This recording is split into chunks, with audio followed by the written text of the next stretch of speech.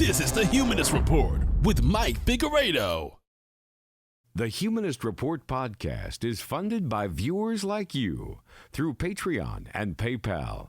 To support the show, visit patreon.com/Humanist Report or become a member at humanistreport.com. Now, enjoy the show.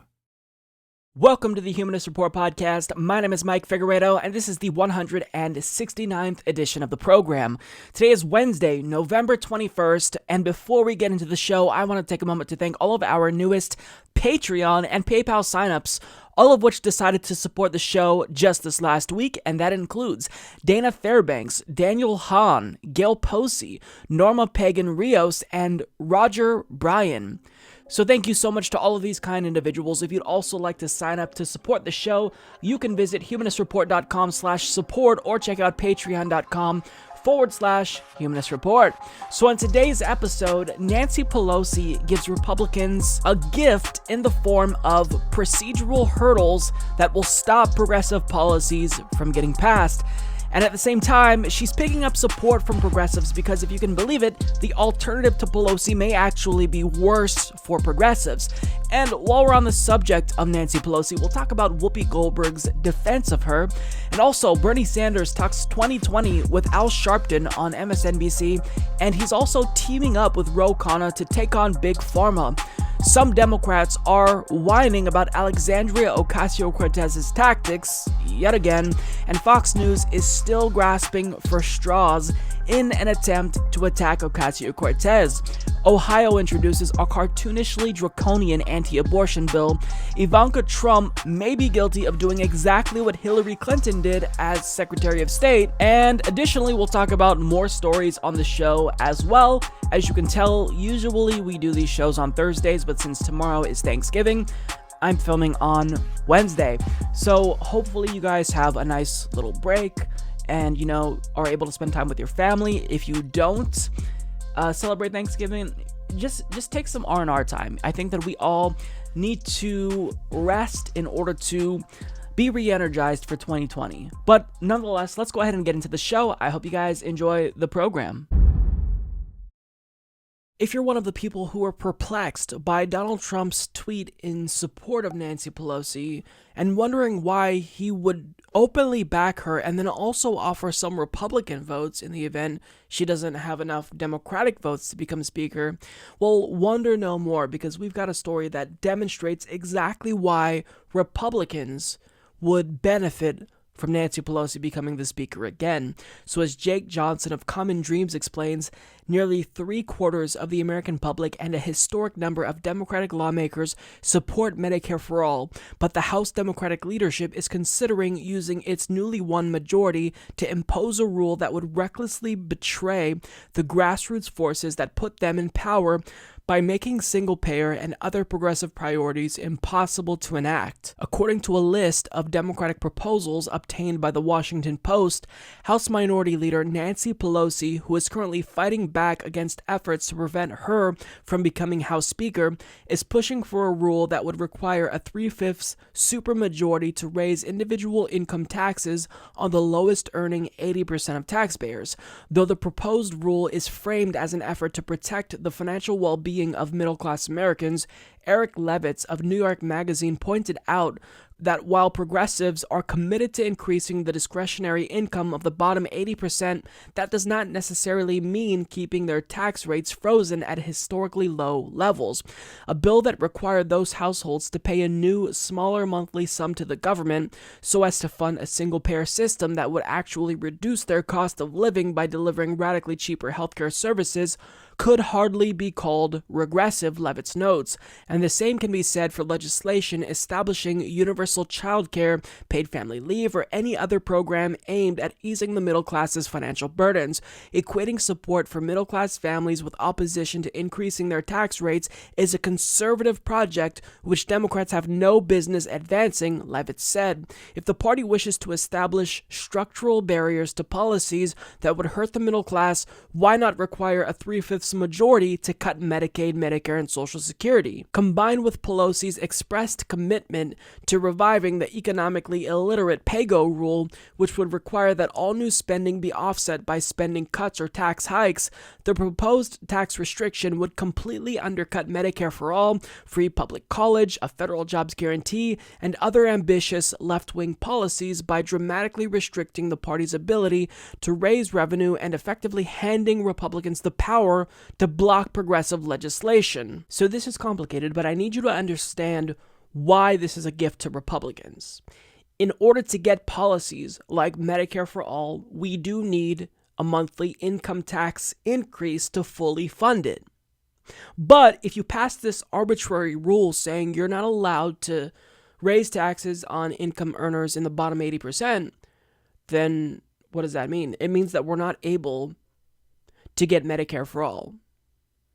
As the article states, it kneecaps progressive policy priorities because it makes it impossible to pass them. And this, in addition with PAYGO, it's very clear that Nancy Pelosi is working with Republicans to undermine progressive policy ideas. So if you're wondering why Republicans want Nancy Pelosi to be Speaker, why it would behoove Trump, of all people, to have Pelosi become Speaker again, this is your answer right here. It's because she's giving them a gigantic gift.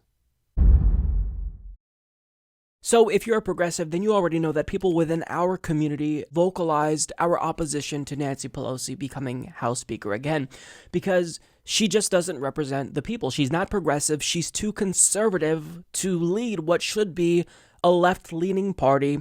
She doesn't support Medicare for all. She's already calling for bipartisanship with Republicans who are fascists.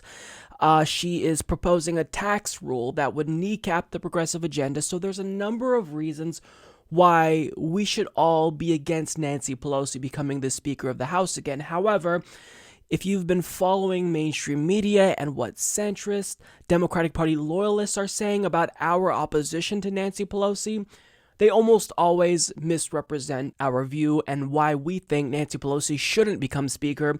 And they tend to chalk this up to age and gender. And one of the worst examples that we saw of this came from The View, when Whoopi Goldberg decided to condescendingly scold progressives for not supporting Pelosi because not only are we just being ageist and sexist, but she's also saying that we haven't done our homework, because if we clearly did our homework, then presumably we'd know why Nancy Pelosi is so wonderful and why everyone is singing her praise. Reportedly, some of the newly elected female Democrats are part of a so-called pink wave who are questioning whether Nancy Pelosi should be Speaker of the House.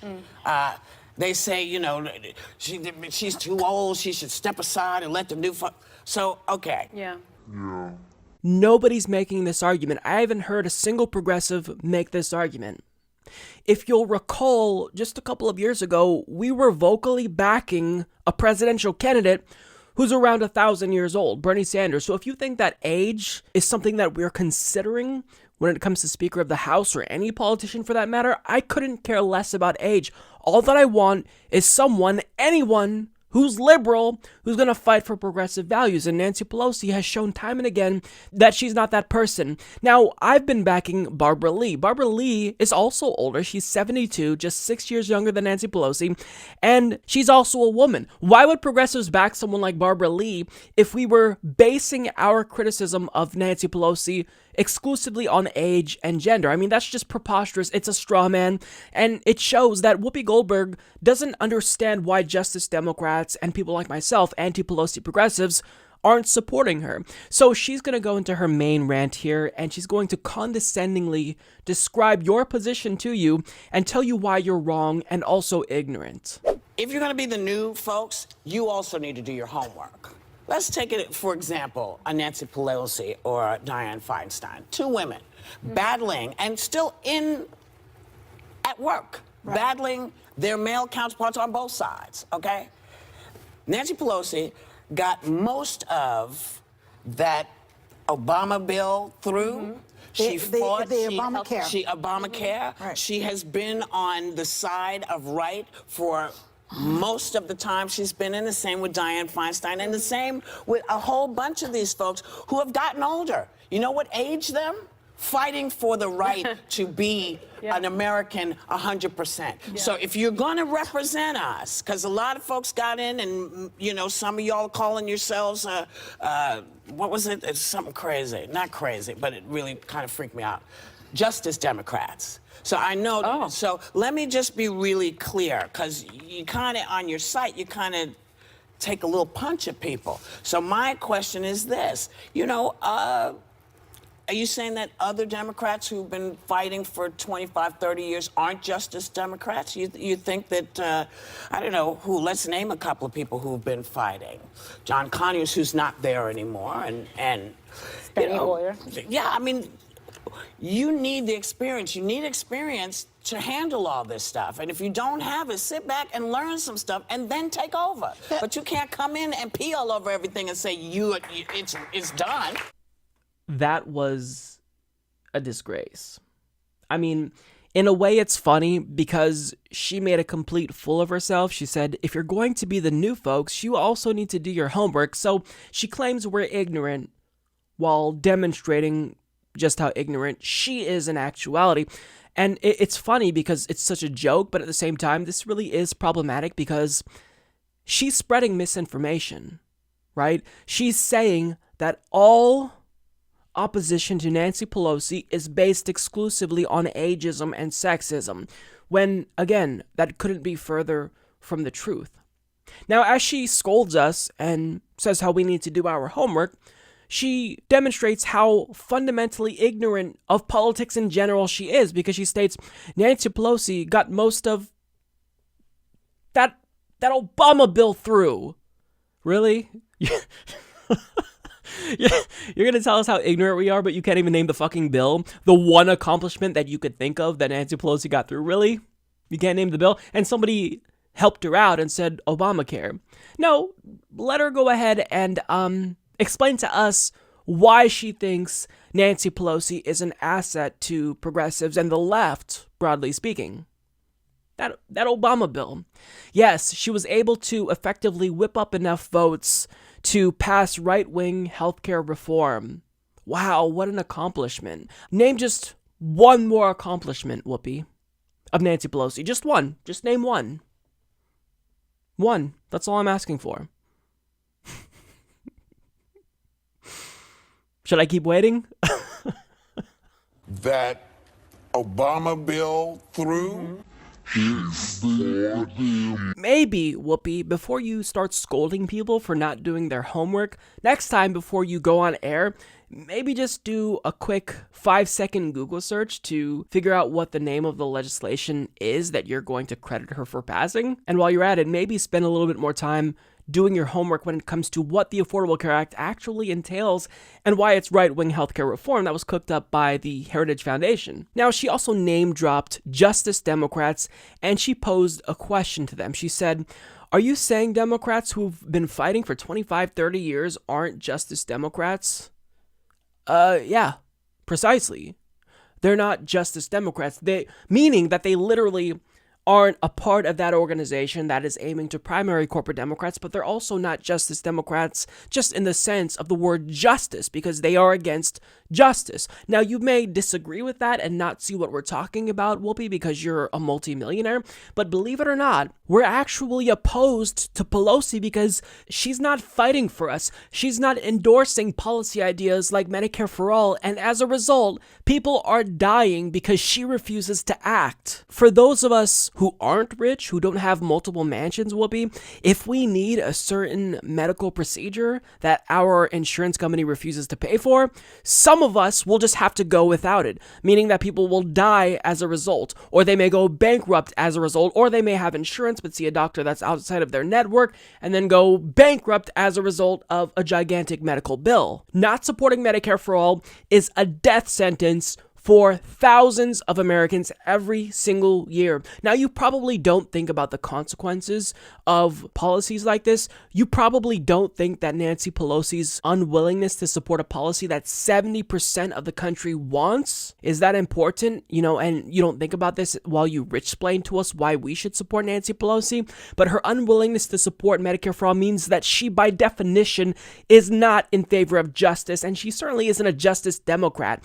If she's okay with a healthcare system where people die and go bankrupt every single year due to a lack of health insurance, that's pretty goddamn unjust if you ask me, Whoopi. But please continue explaining to us just how wonderful Nancy Pelosi is. It's because we didn't do our homework. It's not because you're rich and everything seems lovely as long as Democrats are in office. We actually have to fight for specific policies.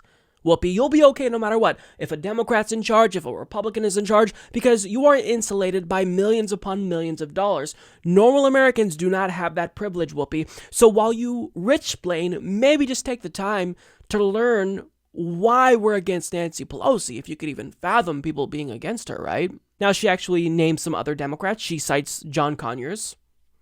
He's not even in Congress anymore, but good job. And furthermore, he's not even someone who we were opposed to. We actually supported John Conyers because he was the author of H.R. 676, which is Medicare for All. But then she tries to name other Democrats, and she stumbled again until somebody helped her out and named Steny Hoyer.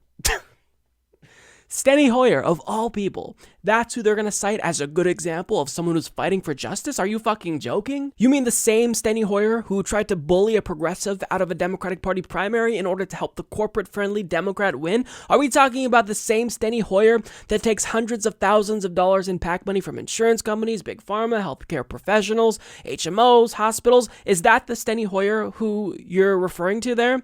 See, I personally wouldn't, refer to him as a Justice Democrat either, but maybe that's just me. Finally, she states, quote, "You need the experience. You need experience to handle all of this stuff. If you don't have it, sit back and learn some stuff and then take over. But you can't come in and pee all over everything." Right. Well, in anticipation of that exact argument, it's why progressives almost immediately backed a Democrat in the House with 2 decades of experience. Her name is Barbara Lee.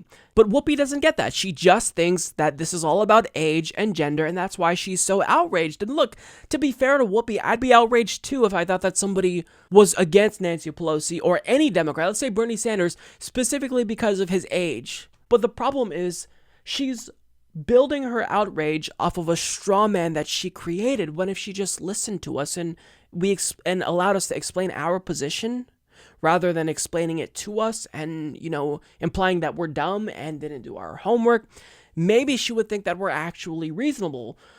But maybe that's not the case, actually, because somebody kind of pushed back. She received a little bit of pushback from the other panelists, and it went in one ear and out the other. I frankly think it's healthy to have these type of challenges. I think this is a democratic vote. Yes. Nobody's appointed. It's not a monarchy. But then Let her earn their support. But then don't do what you are pissed at other people for doing. Don't be sexist.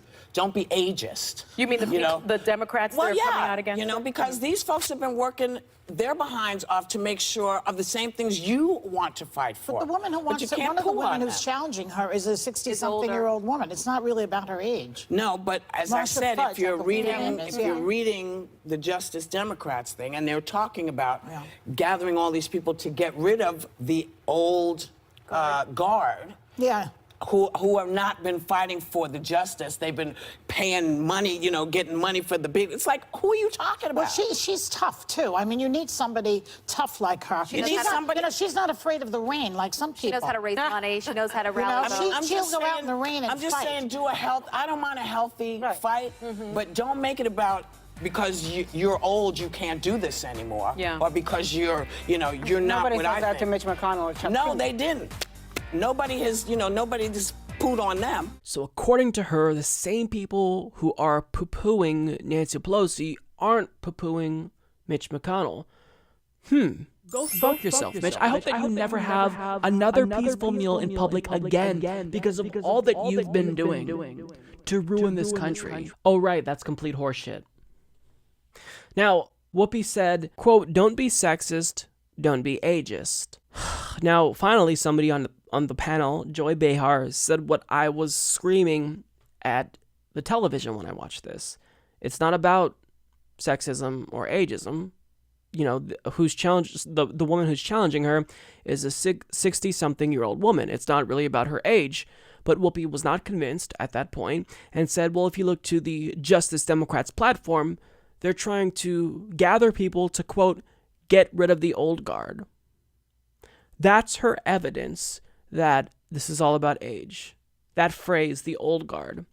So her outrage is based on a fundamental misunderstanding of what that term means. If you go to the dictionary definition, the old guard is, quote, the original or long-standing members of a group or party, especially ones who are unwilling to accept change or new ideas. So in a nutshell, this entire segment can be summarized with the following title. Whoopi Goldberg does not know what old guard means. She thinks that old guard is a literal reference to old age. And then, again, to top things off, the underlying assumption baked into this segment was that we're the ones who are ignorant. Whoopi, stop rich-splaining and do your homework, because you just made a fool of yourself. And again, it would be funny, I would laugh at this if it wasn't so harmful, because you're spreading misinformation. You're a host of a television program that has, millions of viewers each day? You have a very wide reach. So what you're communicating to all of your viewers is that anyone who's opposed to Nancy Pelosi must be opposed because she's old and is a woman, when that couldn't be further from the truth. So this is harmful. Now, what I wish would have happened was that people like Joy Behar, who were actually right to correct her, would have held strong, because she said, oh, well, Nancy Pelosi is a fighter. So she basically said, yeah, I do think Nancy Pelosi should be House Speaker as well. But the problem is Nancy Pelosi is not a fighter. She's a fighter for the Republicans, but I don't think that that's what you're referring to. She is in favor of PAYGO. She's in favor of a tax rule that would kneecap progressive policy priorities. She was endorsed by Donald Trump to be speaker again because they love running against her, because that's what helps them get elected, when she oversaw the loss of more than 1,000 seats in legislatures across the country. Oh, and I almost forgot that right after they won, in her victory speech, she was already conceding. Before the battle begun, she said, oh, well, we need to strive for bipartisanship. I mean, look, if you want to make the country a better place, then you actually need to listen to your opponents, especially if they're opponents on your side who agree with you, I'm assuming, on the policy substance. But instead, individuals on the panel, like Whoopi Goldberg namely, but others too, all they could say was, oh, well, it's about sexism and ageism. Now, for the ones who tried to make an argument based on substance, one person chimed in and she said, oh, well, she's also a great fundraiser. Yeah, that's part of the problem. Keeping the party corrupt and making sure that other Democrats become corrupt as she raises money from special interests for them as well, that's not helping any of us. The reason why Democrats were wiped out across the country over the last 8 years is because the party moved away from its roots. They became too corporatist, they became too corrupt, and they stopped representing us in order to represent special interests and multinational corporations. But again, I don't know why I am even trying to explain this to them, because these are all rich people. Again, they are insulated from any problems that normal Americans deal with, so they can't even fathom why anyone would be opposed to Nancy Pelosi. Most people in D.C. and in the mainstream media probably think that we're opposed to her, or most people are opposed to her, not only because she's old and a woman, but because she's too liberal. That's what a lot of people actually think. No, she's too conservative. She's far too conservative, and we're done. So no, Nancy Pelosi has got to go, and regardless of how stupid you think we are, when you should actually be doing your fucking homework, Whoopi, you need to learn that not everything is about age or sex. It's about policy. That's what progressives care about. So rather than talking down to us and scolding us and rich-splaining, You need to actually just listen for once. But the problem is that people in the establishment and in that DC bubble, they don't want to listen to what us peasants have to say. So I'm going to make it easier for them. I'm actually going to play a clip of someone from within the establishment explaining why Nancy Pelosi may not be the best choice. This individual is Marcia Fudge, who is considering a run for speaker against Nancy Pelosi. Now, she may not be too great. She did not co-sponsor the Equality Act. She's one of 2 Democrats. The only other person is Dan Lipinski, who is very conservative, who's against abortion. And her reasoning is that, this doesn't go far enough. That's not a good enough reason. She's also a very establishment-oriented Democrat, but is she still preferable to Nancy Pelosi? Yes, she supports Medicare for all, and she has agreed to get on board with some progressive policy ideas. So she's not ideal, she's not Barbara Lee, but she's a step in the right direction. Now, since maybe they're more inclined to listen to someone from within the establishment than me, here's a clip of Marcia Fudge explaining that if you're going to give Nancy Pelosi credit for all of the wonderful things that she's supposedly done, then you can't choose to selectively ignore all of the bad things about Nancy Pelosi's record as well. And I'll leave you with this. And what do you say to sort of the critics of a bid that you might launch who say, Nancy Pelosi was the majority leader in the last Congress, and she helped the Democrats win the majority in this Congress. She deserves to be our speaker. What do you say to that? I helped the majority too, as have most of us. I traveled the country, I raised money, I contributed money, certainly not as much as she, but she didn't do this by herself. She also was the person who over the last 8 years lost seats. It's one thing to give people credit for winning if you also make them responsible for losing. And so I would say to you this, all of us are happy that we're in the majority. I think that she has been a very good speaker. I think that she is well suited to do what she does. I just think that if we run on change, then we need change, and we should not stand with the status quo. I also think that as I continue to hear not only her but other people talk about this is the most diverse Congress we've ever had, then our leadership should be diverse as well. We can't just talk the talk, we have to walk the walk too. In a world of politics dominated by the strange, the deranged, and outright insane, we'll now take a moment to shine a light on the craziest of what politics has to offer. This is your weekly dose of stupidity. CNN can now project that Democrats will win the majority in the U.S. House of Representatives. Thanks to you, we owned the ground. Thanks to you. I would help Nancy Pelosi if she needs some votes. She may need some votes. I will perform a wonderful service for her. I like her. Can you believe it? I like Nancy Pelosi. I mean, she's tough and she's smart, but she deserves to be Speaker. But I don't imagine she'd need too many. But whatever number of votes she needs, if it's 50 or 10 or 2 or 1, she's got them from me, automatic. So tell her opposition they're wasting their time. I do not think our opponents should select the leaders of our party. I do not think our opponents should select the leaders of our party. I do not think our opponents should select the leaders of our party. Ladies and gentlemen, we got him. You're so dumb. You are really dumb. For real. Stupidity. Nancy Pelosi is no friend to progressives. She is an obstacle to progress because she doesn't just not support progressive policies like Medicare for all or tuition-free public college, but she's either wittingly or unwittingly aligning with Republicans in order to make sure that those policies don't get passed. She's endorsing a rule known as PAYGO. She's supporting a tax rule that makes it procedurally impossible for progressive legislation to get passed. So there's a ton of problems with Nancy Pelosi.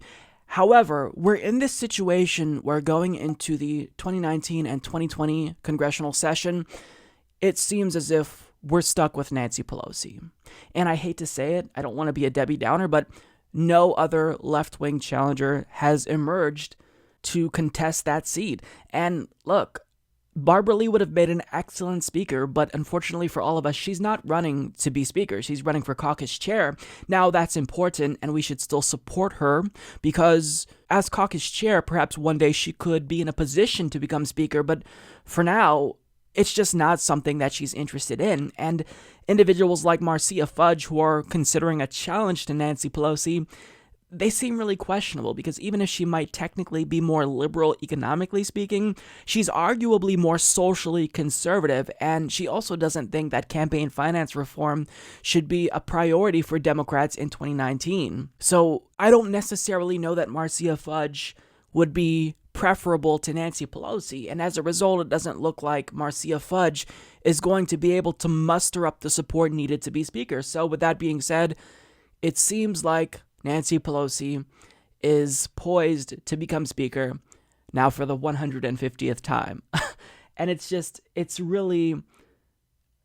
demoralizing, right? Because there was all this progressive momentum that carried Democrats to victory, and you would think that in response to the call for change from across America, Democrats would refuse to go with someone like Nancy Pelosi again, but unfortunately, that doesn't look like it's going to be the case. Now, with that being said, there's two sides within the Democratic Party that have emerged. There's one side of House Democrats that are pledging to oppose Nancy Pelosi's bid to be speaker again on the House floor. And 16 of these Democrats have actually signed a letter stating their intent to oppose her.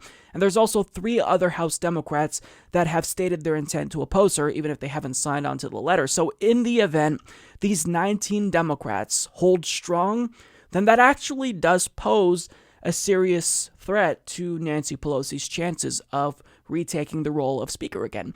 But there's a catch. These individuals, these 19 House Democrats who are planning to oppose Nancy Pelosi, are opposing her for all the wrong reasons, because these are not progressive Democrats. These are actually corporate Democrats who are opposing Nancy Pelosi because she's not conservative enough. Not even kidding. If you could believe that, because that's almost insane to fathom that someone would think that she's too liberal.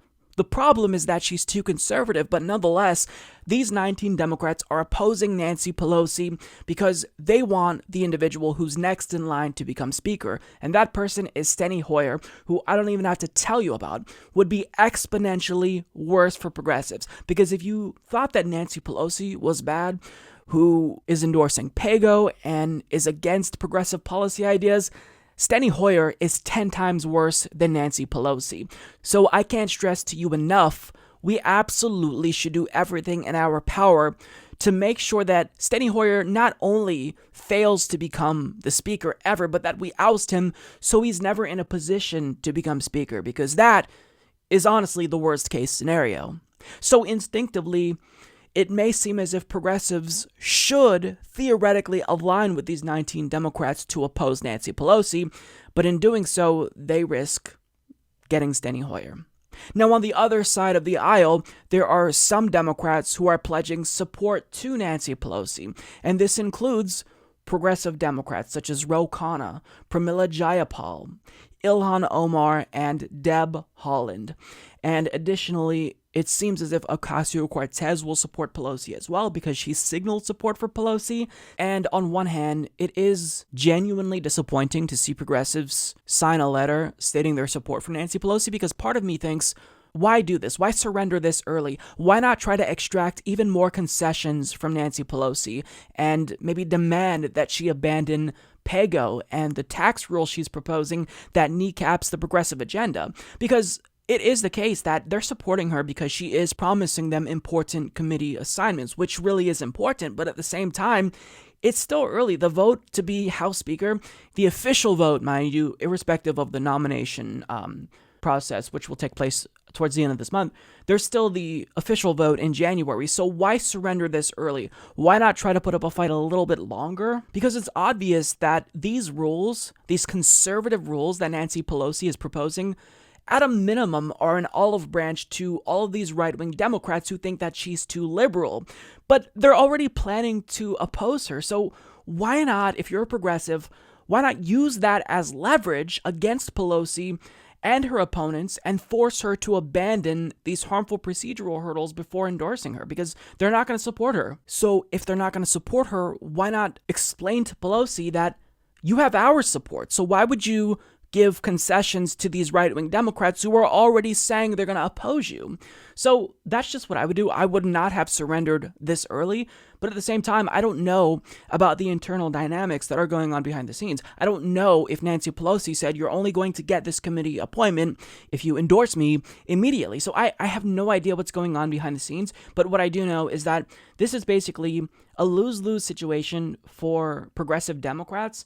They can either oppose Pelosi and stand on principle but maybe be worse off, or they can support Pelosi and endorse Pelosi and get some type of concession from her. And it does seem as if she's willing to give them committee assignments. So, I mean, I understand their reasoning for supporting Nancy Pelosi, but I just wish that they wouldn't try to convince us that she's an ally in the process. So, for example, I was disappointed to see that Ilhan Omar released a statement praising Nancy Pelosi. I mean, you could just begrudgingly endorse her because we know that that's what you feel as if you have to do without praising her as the second coming of Christ or the best thing since sliced bread, because we all know that Nancy Pelosi isn't a true progressive. She's a corporate Democrat. She's a prototypical, quintessential example of a corporate Democrat. So we don't have to pretend as if she's anything otherwise. We don't have to pretend as if this isn't an unholy alliance that you made or, a deal with the devil. We don't have to pretend as if that's not the case. You can just say, I'm going to vote for Nancy Pelosi because I support her leadership. Plain and simple. You don't have to pretend as if she's anything other than that. But I do want to explain to you, because I was really frustrated with progressives who pledged to support Nancy Pelosi, but at the same time, I'm trying to put myself in their shoes, because when you do that, when you try to be empathetic of their situation, it really is lose-lose for them. And I put together this graphic that kind of describes why the situation is so awful. So, as you can see, there are 4 quadrants in total, and I'm calling this graphic the Progressive Pelosi Dilemma, because no matter the outcome here, the end result will essentially yield a net loss for progressives. So on one hand, if Pelosi wins, which is the more likely scenario, progressives who supported Pelosi will at least get some concessions, hopefully from Pelosi, in the form of important committee appointments and maybe some policy concessions. And these concessions will only be given to them, obviously, if they back Nancy Pelosi. However, if they reject Nancy Pelosi and she ends up becoming speaker again anyway, then they end up getting nothing. So they get no concessions, they get no committee appointments, nothing. So in the likely event that Pelosi does win, and it seems like this will in fact be the case, unfortunately, progressives likely felt compelled to support her because they see value in backing her at this time in order to empower themselves to pursue a very specific policy agenda that we all support, in spite of the plethora of issues with Nancy Pelosi. However, if Nancy Pelosi loses, that's inherently good news because she's no friend to progressives, but since no one on the left of Pelosi has stepped up, that likely means Pelosi could lose to someone who's worse, like Steny Hoyer, as I mentioned. And in this situation, progressives who pledged support for Pelosi would be in the worst possible predicament if she lost, because by supporting Pelosi, they'll likely piss off the new incoming speaker, and they wouldn't get any committee appointments. But on the other hand, if they reject Pelosi and she also loses to someone like Steny Hoyer, they wouldn't get any concessions, but they also wouldn't necessarily piss off the next speaker. But at the same time, if that speaker is Steny Hoyer, he's not going to be receptive to progressive policy goals anyway, and he probably wouldn't assign them to committee appointments anyway. So, I mean, there's no winning situation. Hopefully this graphic demonstrates that. There's no way for them to win. So I get it. I see where they're coming from. I don't want you to get the impression that I feel disenfranchised by these progressives. I don't want you to think that they're selling out. They're in a shitty predicament. We're all in a shitty predicament. And really, they feel as if they have no choice but to back Nancy Pelosi. Now, with that being said, as I stated earlier, do they have to fawn over her and praise her in their endorsements and reluctant support of Pelosi? No, and part of me thinks that maybe because progressive Democrats in the House were so quick to get behind Pelosi, that may have discouraged a potential challenger to the left of Pelosi from emerging, because since they didn't think they'd have enough support from progressives to become speaker, since everyone already endorsed Pelosi just 2 weeks after the election, maybe they felt as if they had nothing to gain and everything to lose by trying to challenge Pelosi, because then that could potentially make them vulnerable to Pelosi stripping them of committee assignments. So either way, there's so much to consider, and again, I don't know the internal dynamic between these newly elected and incumbent House progressive Democrats and Nancy Pelosi. I don't know the stipulations of her concessions. I don't know everything. We don't have all of the information. So this is an imperfect analysis, because I can't possibly give you a perfect strategy here when we don't have all the information. So with that being said, knowing what we know and as little details as we have to work with here, in essence, we're totally fucked. I don't know how else to explain it. We desperately needed to get rid of Nancy Pelosi, and it just seems as if that's not an option. Because the group who is in the best position to oust Nancy Pelosi, they want to replace her with Steny Hoyer. So, and mind you, this isn't something that they've stated explicitly, but Steny Hoyer is next in line. These are right-wing Democrats, so if you put two and two together, it's obvious what they want. So it's just a really frustrating situation, because I see how progressives were backed into a corner, and in endorsing Pelosi, they felt as if they would be in a better position expecting her to become the next speaker, which is likely. So, I just hope that whoever is the next speaker, in spite of what they said about Pelosi, in spite of their endorsements, they hold her accountable, because she's proposing procedural rules that are really harmful, that make passing a progressive agenda impossible so long as she's speaker. And it's already impossible to get any policy we want codified into law, given that the Senate is still under Republican control and the White House is occupied by Donald Trump. But with that being said, now is the time to build a coalition and a consensus around progressive policy goals, and Nancy Pelosi, so long as she remains speaker, will be an obstacle to that goal. I see that progressives in Congress are trying to make sure that we don't worsen the odds by getting someone like Steny Hoyer. So it is what it is, but it's certainly a little discouraging, especially after all of the momentum after the election. So I really didn't think that this was possible, but the right-wing attacks on Alexandria Ocasio-Cortez are getting more dumb and even more desperate by the day. Now, as you'll recall, last week, Fox News decided to poor shame her because she dared to complain about how difficult it was to get an apartment in Washington, D.C. before her congressional salary kicked in. But this week, a right-wing propagandist for the Washington Examiner is calling into question whether or not she's actually struggling as much as she says she is, because he tweeted this out saying, quote, "Hill staffer sent me this pic of Ocasio-Cortez they took just now. I'll tell you something, that jacket and coat don't look like a girl who struggles." So can we just take a moment to applaud Eddie Scari's skills here, because he's really breaking new ground when it comes to investigative journalism in America. So congratulations, Eddie. You are truly putting in the time and effort to prove that you care about the issues, that you're going to get to the bottom of the biggest scandals in America. So as you can see, they are calling into question whether or not she's actually struggling, but hold.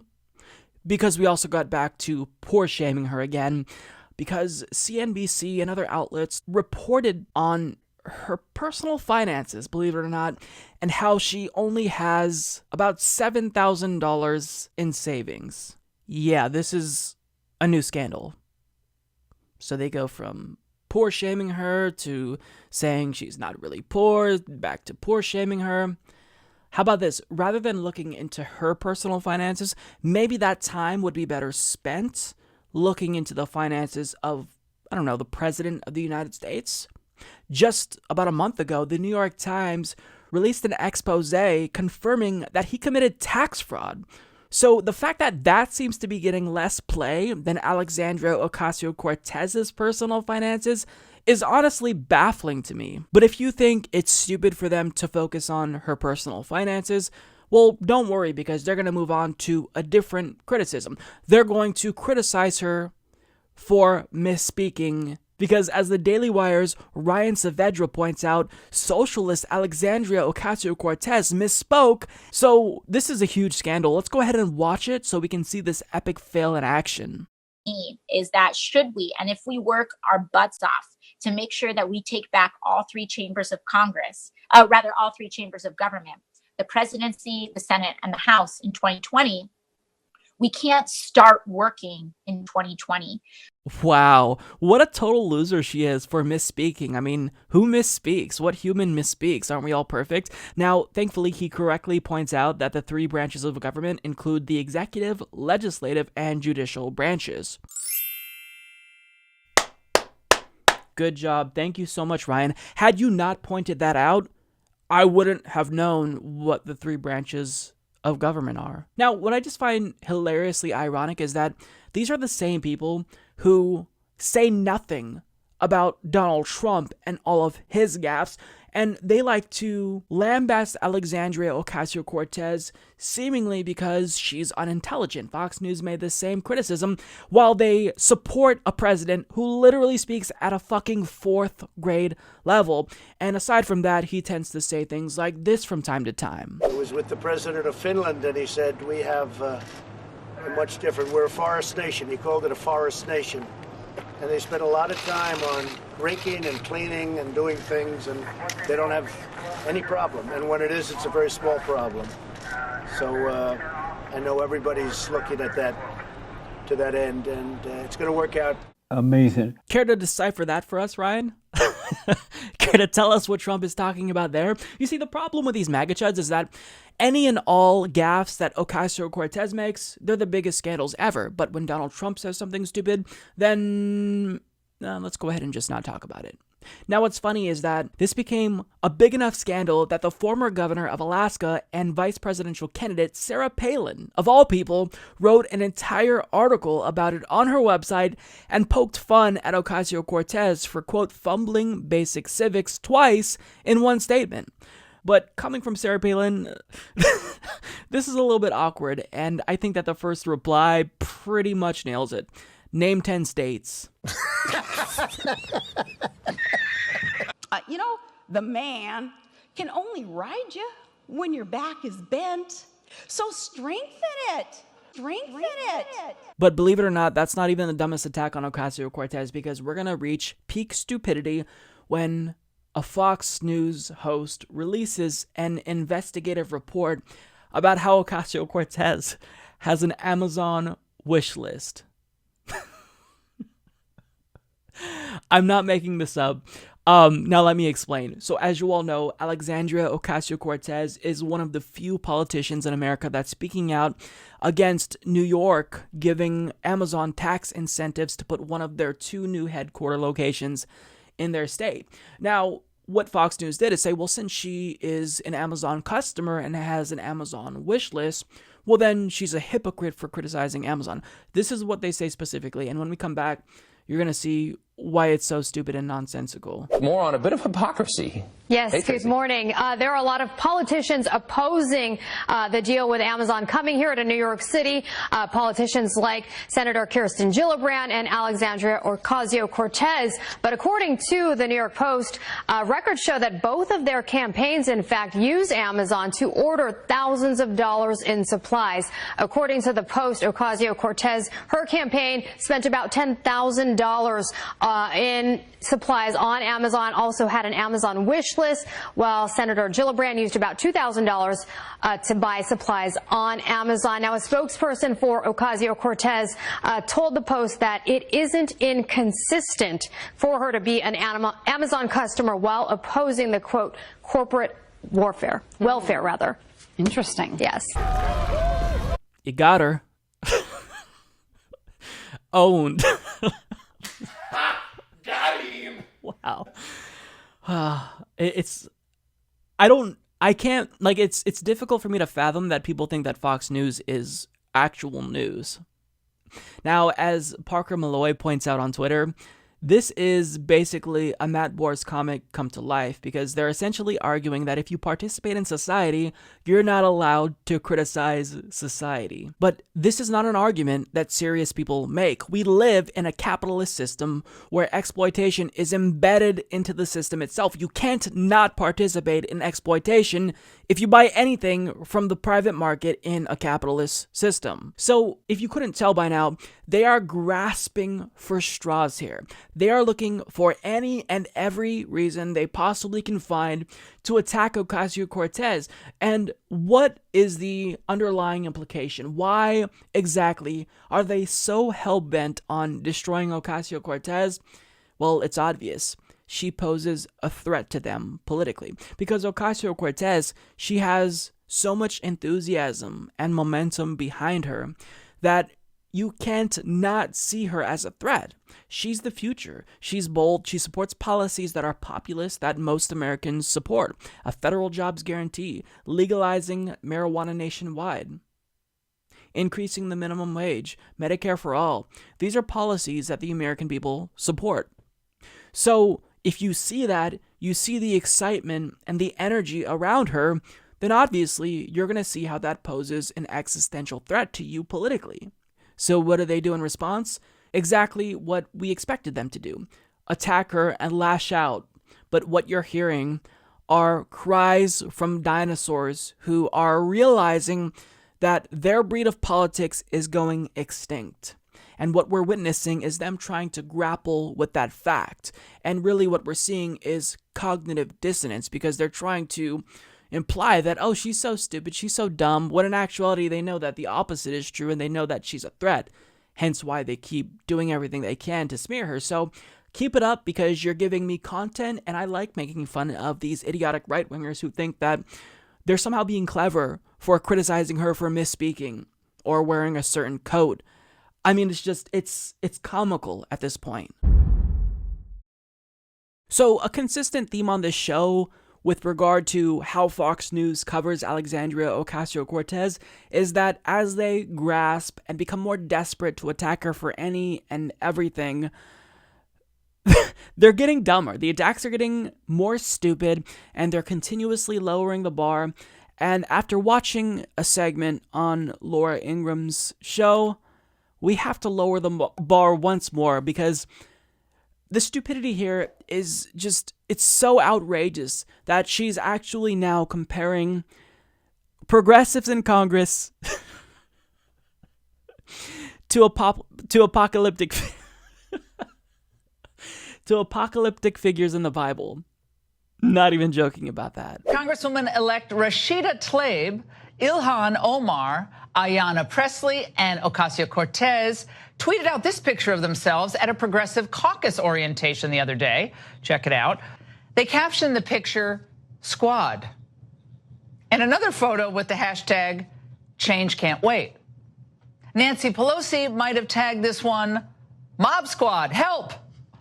Well, these women may as well be the four horsewomen of the apocalypse for the Democratic Party, if you ask me, because they represent some of the most radical views in Congress. Free college for all, free health care for all, the abolishment of ICE, a Green New Deal where the U.S. depends entirely on renewable energy. Have fun in those planes. I mean, what do you even say to that? This is someone who we're supposed to take seriously. This is supposedly a serious news person who is an objective reporter. But let's get to that quote. What a gem. These women may as well be the four horsewomen of the apocalypse for the Democratic Party, if you ask me, because they represent some of the most radical views in Congress.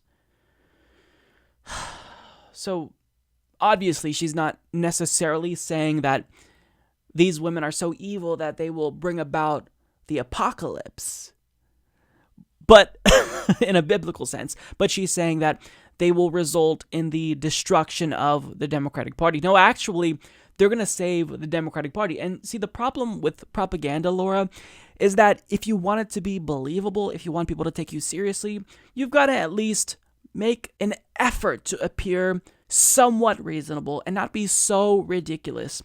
But I don't think comparing these women to the four horsewomen of the apocalypse is going to legitimize your show. I mean, if you're going to fearmonger, you've got to at least try to keep it within the realm of possibility. But Fox News is desperate. Now, she called them radicals, as they usually do on Fox News, and I typically tend to push back against that view, but I guess that they are radical in the sense that they're doing something completely new in Washington, D.C. They're actually trying to listen to their constituents and represent the American people. That is actually radical, because we don't really live in a democracy anymore. We effectively live in an oligarchy. And you don't have to take my word for it. I'll cite the political science study from Princeton that was published in 2014 that I always cite. It's from Drs. Gillens and Page, and they found that American democracy has diminished to the point that we have a statistically insignificant impact on policy outcomes. So by them coming to Congress and actually trying to listen to the people and adopting policy ideas that are actually overwhelmingly popular, that is kind of a radical thing. But they're not radical in the sense that they're politically and ideologically radical, because that's absurd. Now, she referred to free college, free healthcare, abolishing ICE, and a Green New Deal as wacky new ideas. But when it comes to policy ideas like free college and Medicare for all, these are overwhelmingly popular, Laura. I don't think she realizes that Medicare for all is now polling with a 51% majority in her own party. So her own party doesn't think that this is a, quote, wacky new idea. And it's not really a new idea. Think about this. ICE itself is what's a new idea. We may not have the public support when it comes to abolishing ICE yet, but we've only started to make our case. And ICE itself is a new idea that I would characterize as wacky. ICE was created in 2003 by George W. Bush. We already have other agencies that took on the responsibility that ICE is now taking on. So they're just unnecessary, and they're essentially the American Gestapo. So we don't need them. And when it comes to a Green New Deal, well, most Americans think that climate change is real and is a threat and that we need to act. So I don't know, like, we haven't polled Americans specifically on the Green New Deal, but if we did poll them, I would imagine that it'd poll pretty well. Because what does a Green New Deal entail? It entails jobs, investment in green, renewable technology. If Americans want jobs and said Green New Deal would create jobs, then I would likely deduce that they would be in favor of that. Now, the thing about Laura Ingraham that makes it, I think, the most insufferable to me is that she tries to be quirky. She tries to be like that cool soccer mom who's witty, who's hip to what the kids are talking about, who's down with the lingo, She uses words like epic and owned. And she thinks she's funny and clever and cool, but the fact remains that Fox News' audience is overwhelmingly elderly. So even if they might think that you're clever, Laura, everyone else thinks that you're an idiot. You're not quirky. You're a racist, rich white woman who gets paid millions of dollars to espouse white supremacist propaganda and fearmonger about immigrants. You must be so proud. Imagine the legacy that you're leaving behind. Think about how history is going to judge you. So last week on the show, we talked about the waves that Representative-elect Alexandria Ocasio-Cortez is already making by doing things like protesting in Nancy Pelosi's office or openly backing primaries against incumbent Democrats and advocating loudly for a Green New Deal. And if you're an incumbent member of Congress and you see what she's doing, but you also see the level of enthusiasm behind her, wouldn't you just instinctively think, I kind of need to do what she's doing in order to have the grassroots behind me. Maybe I should emulate her style of doing politics and do what she's doing. But no, they're not doing that. Instead, they're choosing to talk shit about her behind her back. As Anthony Androgna and Zach Coleman of Politico explains, veteran Democratic lawmakers are closing ranks against new members, pushing the party to the left on climate change. Incoming chairmen say they want to address climate change, but they are bristling at the tactics of Representative-elect Alexandria Ocasio-Cortez and other newly elected Democrats who say the party needs to come up with a Green New Deal that would decarbonize the economy within a decade. The idea that in 5 years or 10 years, we're not going to consume any more fossil fuels is technologically impossible, Representative Peter DeFazio, who's in line to lead the Transportation and Infrastructure Committee, told Politico. We can have grand goals, but let's be realistic about how we get there. Ocasio-Cortez is working with other liberal members and youth climate activists to expand the scope of a select committee on climate change that Nancy Pelosi wants to relaunch if elected speaker. But several older members say they think even creating a new panel would be a distraction and could delay action by the existing committees with jurisdiction over the issue. Incoming Energy and Commerce Chairman Frank Pallone slammed the creation of a new committee during a closed-door meeting of Democrats Thursday, drawing pushback from Ocasio-Cortez and Representative-elect Joe Neguse. Liberal environmental advocates torched Pallone for his opposition to the revival of the Climate Select Committee.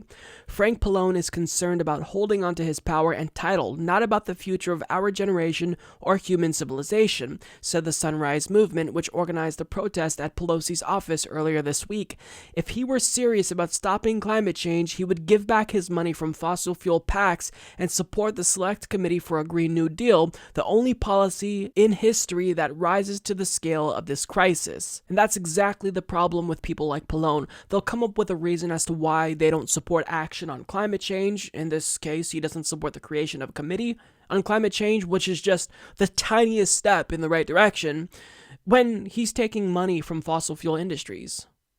So is it the case that you don't think this is the best route, or are you just corrupt and bought off by fossil fuel PACs? Is that what it is, Frank? I think that you and I both know the answer to this. It's because he's corrupt, he's bought off. It's because we don't live in a democracy anymore.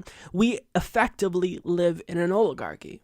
And that's not me saying that. That's political science studies. That's a Princeton University study published in 2014 by Drs. Gillens and Page, who found that when you look at policy outcomes, well, normal citizens like you and I, we have a statistically insignificant impact on policy outcomes. But special interests, large multinational corporations, they actually do have an impact on policy outcomes. Their policy preferences oftentimes dictate what policy outcomes we see. You and I, though, we don't get that. So the individuals who are, quote, bristling at Ocasio-Cortez here, they're just corrupt. And they don't like that she's putting them in this awkward position to where they're kind of forced to act and betray the will of their donors. Well, too bad. We don't care if you're going to offend your donors and you're no longer going to be able to take money from them. What we care about is saving the planet, because we have 10 years to act according to the IPCC, and if we don't act, then I don't even want to think about the worst case scenario. But it wasn't just people who were pissed, who were against what Ocasio-Cortez is doing, because there were some other Democrats that gave, I guess you could say, very Democrat-y answers. And what I mean by that is just, what you'd expect from Democrats, just a milquetoast non-response, paying lip service, patting people on the head, but really not wanting to do much. Quote, I have the same energy, I have the same urgency, but I think we need to have a conversation about how we do it, Representative Jared Huffman told Politico. It would help to sit down with those of us that have been here and have been working on these issues and want to team up and go big on climate, because I think we have to be strategic and I think we have to function as a team. But it's a big team, noted Representative Henry Queller. He said the centrist Blue Dog Caucus expects to add 6 to 8 members. He worried a climate change committee and goals like 100% renewable energy could turn off voters in swing districts at a time when Democrats would be unable to do more than pass, quote, messaging bills. a lot of the Republican seats that we won, a lot of them are moderate, conservative Democrats, and we have to keep that in mind. Those are the people I'm concerned about, Queller said. We can't go too extreme. Right, and what you're failing to realize is that we don't have a choice. Alexandria Ocasio-Cortez didn't just arbitrarily come up with this 10-year deadline for us to act on climate change. This is what the IPCC is saying. They're giving us 10 years to act and saying if we don't act and significantly reduce carbon emissions within this period of time, within this next decade, then we will not be able to avert a climate catastrophe. But if we do act and take significant steps to reduce greenhouse gas emissions, then that will give us a better fighting chance against the worst of climate change. A Green New Deal is exactly what we need to get us on the right track and literally save the world. So to say, oh, we can't be too extreme, we don't have a choice. You're not doing enough. And if we wait on you, if we wait for bipartisanship, if we wait for everyone to come around and sing Kumbaya and hold hands, humanity goes extinct. Waiting on Democrats is not an option for us because Democrats have shown that they are spineless cowards who don't have the willpower to act. They don't have the political courage to just do what they were elected to do, represent people. Most Americans want us to act on climate change. Most Americans want us to take action on other issues. Medicare for all, marijuana legalization, a federal jobs guarantee. I can go on. But you're not acting. So it's not just this issue. It's one issue that demonstrates how ineffectual Democrats are. So for them to just say, oh, we can't be too extreme and we need to do X, Y, and Z and this other committee could be better for us. Shut the fuck up. You're not doing anything. You haven't been doing anything. You had a supermajority in 2008. What did you do? Nothing on climate change. You passed a right-wing healthcare reform. That's your only major legislative accomplishment. So forgive me for not caring about what you have to say now that we have someone like Ocasio-Cortez in there who's actually willing to fight for us. She has the American people behind her. She's willing to be bold and do things that are unorthodox, protest in Pelosi's office in order to demand action on climate change. And that's exactly the type of boldness that we need right now. We need leaders. You're not a leader. You are someone who is propping up the status quo, a status quo that doesn't represent average Americans, that is sitting idly by content as we destroy the planet, as we make our planet uninhabitable. So I'm sorry. Your time has come and gone, and since you don't want to act, and since you failed to act when you had the time to act, now it's time for other people to come through and do what you refused to do. So either step aside or help Ocasio-Cortez, but bristling at her, quote, tactics isn't going to do anything. Since you guys are refusing to represent us, it's time we take bold steps because the climate can't wait. The climate doesn't play politics. The climate isn't going to wait for Democrats to get their act together. A Green New Deal is the only thing we got right now that can actually do what's needed to be done. So the fact that Democrats are poo-pooing something like a Green New Deal when there's this much momentum for it, it just shows why they're fundamentally incapable of representing the will of the people. And I say we primary every last one of them until they're all kicked out of office. But in the meanwhile, we're not going to back down because you guys have shown that you're incapable of doing what the people want. So now you can sit down and shut up. Alexandria Ocasio-Cortez has been taking a considerable amount of heat this week from DC insiders and politicians because she's still insisting that it is important that we primary corporate Democrats. And for obvious, self-interested reasons, they hate hearing her say this because now that she's part of the club, you'd think that she would want to close the door and lock it behind her. But she's still adamant about the need to have change in Washington, D.C., to elect grassroots progressives, to elect working class Americans.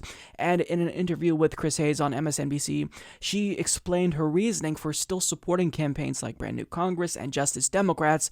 And I think that what she says here is not just perfectly reasonable, but it's fundamentally important. You, Justice Democrats, Justice Dems, which is a group that had sort of worked with your campaign early on, you and they had sort of announced your plans to continue the process of primarying incumbent Democrats, which is how, of course, you got to Congress. I wonder, like, how does that color the relationships you have with the incumbents there? Well, I think what's important to articulate what Justice Democrats is about is really, it's not their mission. Their mission isn't we're going to primary Democrats. Their mission is we're going to support working class candidates to run in midterm elections.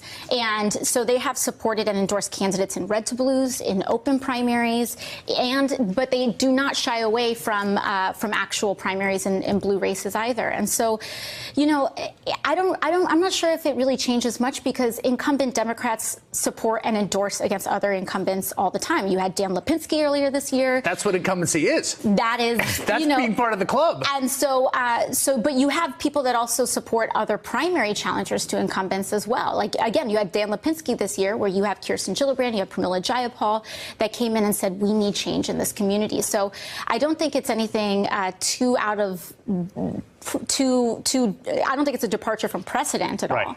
But I also think that we need to realize that, at least for me and what I tell my community, is that once we get elected to Congress, we don't own these seats. We rent them from our communities. And we have to make our case every single time. And that's not convenient. I'm saying this to you as an incumbent to be. Yeah. And I realize that means I hold myself to that standard as well, but I think it makes our democracy healthy. I really am thankful to see this new wave of progressive politicians arrive in Congress because they're giving me something that I haven't felt in a really long time. They're giving me hope because she is proving that she's the real deal. She's staying true to her principles and her values. Because Chris Hayes, he implied in asking her the question, how do you think this is going to impact your relationship with other Democratic Party lawmakers? Imply that would be something that impacts her relationship and might affect her ability to affect change within Congress, and she just didn't seem too worried about it. And she shouldn't be worried about it, because even if it does impact her ability to affect change within Congress, it's still the right thing to do. And if we don't challenge corporate Democrats, then we will not get the change that we need desperately, because they've already shown to us time and again that they're not willing to fight. So this level of boldness is exactly what we need. You have to take chances. You have to put yourself out there and maybe even make yourself vulnerable in a number of ways in order to usher in a new era of politics in Washington, D.C., and she's the start of that. Now, Ro Khanna is also demonstrating that he's bold as well. He's the type of leader that we need in Congress, because you'll all recall he endorsed Joe Crowley, and it wasn't a sweeping endorsement or anything of that nature, but he endorsed Joe Crowley, and there were a lot of progressives that spoke out and criticized him. I criticized him, but he came on my show, and he actually listened to us, and he said that he made a mistake, and he decided to then dual endorse Ocasio-Cortez and Joe Crowley. And there were reports that when he went back to the House, the very next day he was chewed out on the House floor by Joe Crowley for choosing to be bold. But he did it anyway, even knowing that would be the consequence. And that's exactly what we need. We need this type of bold leadership from progressives, because this is what's going to actually get us the change. If you truly want Medicare for all, tuition-free public colleges and universities, part of that is making sure we do everything in our power to push the party in Congress currently to the left, but at the same time, we're gonna have to primary corporate Democrats who are refusing to budge. And we need people in Congress to understand how important that is, and we finally have people in Congress that get it. Now, I want to share a quote from Ocasio-Cortez, because what she said here was just, it was poetic. She states, once we get elected to Congress, we don't own these seats. We rent them from our communities, and we have to make our case every single time. Now, I can't tell you how important this is, because oftentimes somebody will feel as if they actually are progressive, but then when they get elected and they serve for decades and decades, well, over time, they tend to get out of touch. They stop visiting the community that put them in office, and they become this powerful incumbent that just clings to power, and it's no longer about representing the community. And what she's saying here is that you need the consent to govern by your community. So if you're going to continue representing that community, then you've got to prove to them that you're still willing to represent them. And that's the truth. They need to prove to us that they deserve to be there. So I was really happy to see her say this on the mainstream media, because prior to 2016, before Bernie Sanders decided to run, this type of unorthodox views about American politics, and specifically Democratic Party intra-politics, would have never been spoken about. Nobody would have said something like this. But now that we have people like Ocasio-Cortez and Bernie Sanders saying it, I hope that this will slowly but surely get the ball rolling, because we need change.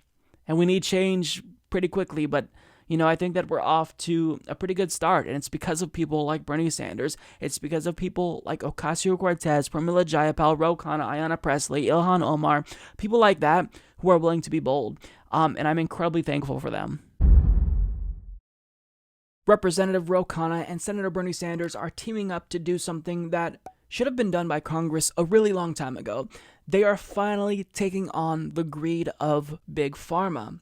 So as Peter Sullivan of The Hill reports, Senator Bernie Sanders and Representative Ro Khanna on Tuesday unveiled a bill aimed at aggressively lowering drug prices by stripping monopolies from drug companies if their prices are deemed excessive.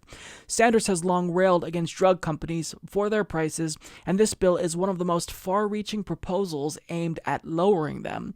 The bill would strip the monopoly from a company regardless of any patents, and allow other companies to create cheaper, generic versions of a drug if the price for that drug is higher than the median price in Canada, the United Kingdom, Germany, France, and Japan. No other country allows pharmaceutical companies to charge any price they want for any reason they want, Sanders, who could run for president again in 2020, said in a statement. The greed of the prescription drug industry is literally killing Americans, and it has got to stop, he added. Drug companies argue that other countries with price controls lack the innovation that happens in the United States.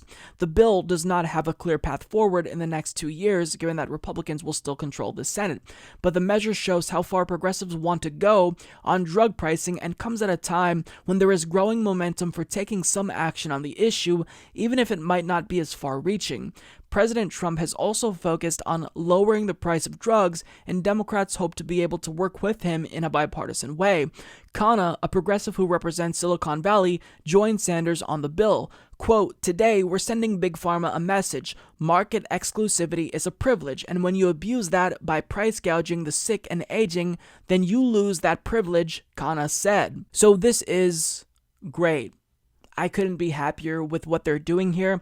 And I like how they're trying to throw in the word bipartisanship, because typically when Democrats use the word bipartisanship, it means they're going to roll over and die and do whatever Republicans want. But when progressives tend to use the word bipartisanship, it means they're going to use what Republicans said in the past and what Donald Trump said in the past against them if they don't back their legislation. So I already know what Bernie Sanders is probably going to do. He's going to do what he did back in 2017 when he blew up a Trump tweet and brought it to the Senate floor and showed that Donald Trump promised to not cut Medicare, Medicaid, and Social Security, but went back on that promise. He can do that now because Donald Trump has vocalized support for the idea of lowering prescription drug costs.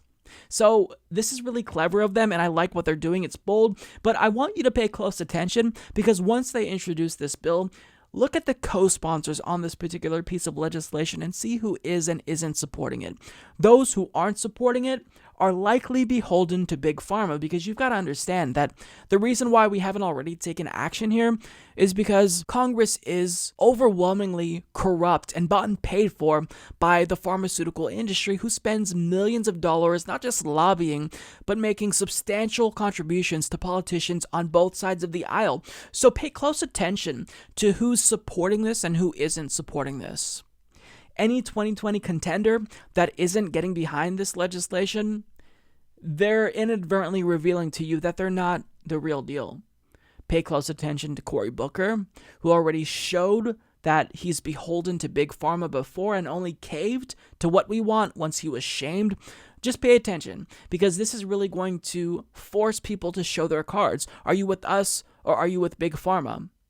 Is people getting their medication more important to you than those contributions that you're taking from the pharmaceutical industry, show your cards. And they're going to have to do that. And I just know that they don't like that, because everything that Bernie Sanders is now introducing is getting media coverage. Prior to his presidential run in 2016, if Bernie Sanders introduced legislation like this, no media outlet would have talked about it. But since now he may run for president, and since now he actually has a significant amount of political capital and name recognition, what he does is pretty meaningful. It draws eyes to whatever cause he's promoting. So this is something that I'm sure corporate Democrats are looking at and thinking, oh God, here he goes again. He's going to make us co-sponsor this and piss off our donors, in the pharmaceutical industry. And I love it, because if you're taking donations from the pharmaceutical industry, then 9 times out of 10, if you're bought by the industry, you're going to do what they want. So this is definitely something that I am hoping can gain some steam. I'm not under the delusion that this will get passed by a Senate that is controlled by Republicans, and I don't think that Donald Trump would sign this into law. I think he'd probably oppose it just because it came from Bernie Sanders, who may be his opponent in 2020. So he's not going to allow Bernie Sanders to take a win, and he's not going to take an L on this. But it's the right thing to do, and I absolutely give credit to Bernie Sanders and Ro Khanna here for doing something and really just drawing attention to this issue, if nothing else. So, yeah, this is definitely a huge step in the right direction, and I love that these progressive pieces of legislation keep getting proposed, because even if we're not going to pass them right now, you still have got to take the time to build a consensus around these ideas, to build a coalition of support for them, get co-sponsors, so that way when Democrats actually do take back government again, they'll already have, put in the groundwork necessary to get these codified into law. So I love it, and yeah, I wanted to share that with you because it's absolutely the right thing to do. In an interview with Al Sharpton on MSNBC, Bernie Sanders was asked the question that we've all been wondering about, especially since the midterm elections came to an end this month. Will he be running for president again in 2020? And his answer was pretty much the same answer that he's been giving for the last couple of months. Will Bernie Sanders run again? And the answer is, Al, I will make that decision at the appropriate time. And I will be honest with you, you're a friend. We're looking at it. But it's a decision that impacts your family. And I want to make sure that when I make that decision, if I decide to run, that I have concluded, in fact, that I am the strongest candidate who can defeat Donald Trump. We got some great people out there who are thinking of running. They are my friends. And I've got to make that decision that based on my background, based on my past, based on my ideas, that in fact I am the candidate that can defeat Trump. So but we're working on it. You're not ruling it out. You're saying you're seriously considering it. That is correct. Okay, so I mean, it's about what he's been saying, but nonetheless, I would have liked to see an unequivocal yes. He's still looking at it, although he does add the caveat, it's a decision that impacts your family, and I want to make sure that when I make that decision, if I decide to run, that I have concluded, in fact, that I am the strongest candidate who can defeat Trump. Now, I think that by now he's probably came to a pretty solid conclusion as to whether or not he will run, but I do think that this is something that wasn't a foregone conclusion as soon as he ended his campaign in 2016 and learned that Hillary Clinton lost. I think that it was something that he had to think about because I don't think he actually wants to become president. I think that he's only choosing to run out of the feeling of duty to his country because he feels obligated to stand up and fight because he's the only person that can actually push a progressive agenda. Other Democrats have shown that when push comes to shove, they're willing to sit down and cower in fear to the establishment. Elizabeth Warren was someone that we all would have happily backed in 2016. But what did she do? Clear a path for Hillary Clinton and not challenge Hillary Clinton. And she also decided to remain silent during the primaries when Bernie Sanders could have pulled out a win in the state of Massachusetts. So there are other progressives out there but just they're not Bernie Sanders. And I think that he really is weighing whether or not there's going to be anyone who will challenge Donald Trump and remain unapologetically progressive and not sell out their principles and ideals. And Bernie Sanders says pretty often that, you know, you can't run away from your principles because you're running in a red state or a red district or whatnot. You have to remain unapologetically progressive, and you've got to expand the electorate. If that district in particular, hypothetically speaking, is trending red, then the reason why a Democrat hasn't won is because he or she has not been able to successfully get out the base.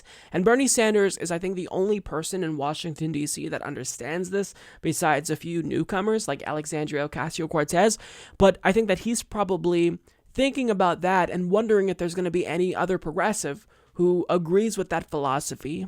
That's pretty much just common sense at this point, but few people see it. So maybe he's thinking, well, would Elizabeth Warren do this? No, I think she'd probably listen to strategists. So I really do feel as if he is kind of weighing out the pros and cons, and I think he is genuinely conflicted about whether or not he will run. But with that being said, he's definitely going to run. I don't think he wants to, like I said, but he's doing it because he feels as if he doesn't have a choice. Now, he was asked about what a hypothetical opponent to Donald Trump would look like ideally, and what he said was exactly what I've been saying all along. What type of candidate do you think the Democratic Party and independents need to defeat the president if he's the candidate in 2020? I think you need a candidate who can focus in two ways, two approaches. Number one, we have got to deal with the ugliness of Donald Trump, his authoritarianism, his racism and sexism, and all of that. That has got to be dealt with. We are talking, Al, about the future of American democracy. I think you and I, who have known each other for a few years, would never have thought that in 2018 we really would be talking about the need to protect the fundamentals of American democracy from an authoritarian president.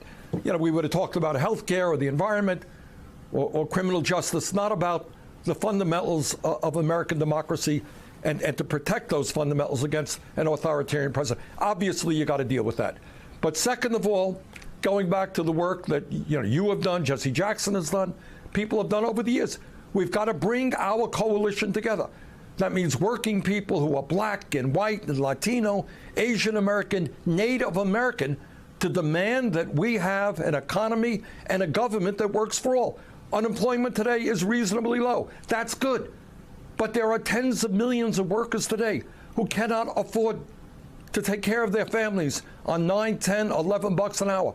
30 million people have no health insurance. People who can't afford prescription drugs. People all over this country are looking at their kids and see their kids are going to have a lower standard of living than they did. People who are worried about the potential horrors of climate change and what it will mean to this planet. Our job, Al, is to bring people together to do exactly the opposite of what Trump does. He's trying to divide us up. We got to bring people together around an agenda that works for all of us and not just the 1%. Yeah, so he is exactly right here. We need someone who's going to stand up to Donald Trump, but also simultaneously push for progressive policy ideals.